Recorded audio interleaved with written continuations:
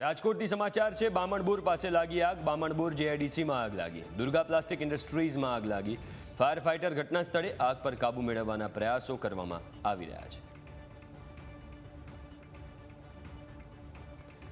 વધુ વિગતો સાથે સંવાદદાતા ઋષિ ફોનલાઈન ઉપર જોડાયા છે। ઋષિ, આગ કઈ રીતે લાગી હતી? કારણ કે ગરમીમાં નોર્મલી શોર્ટ સર્કિટના કારણે આગના બનાવો બહુ જ બનતા હોય છે, ત્યારે કયા કારણોસર આગ લાગી? શું કોઈ જાનહાનિના સમાચાર છે ખરા?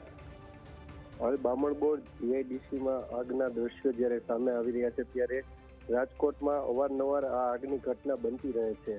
લગભગ 7મી આગની ઘટના છે, પરંતુ આગ લાગવાનું કારણ હજુ પણ અકબંધ છે। ફાયર બ્રિગેડ દ્વારા 80% આગ પર કાબુ મેળવવામાં પણ આવ્યો છે, ત્યારે વધુ ફાયર ફાઇટરો પણ સ્ટેન્ડ બાય રાખવામાં આવ્યા છે।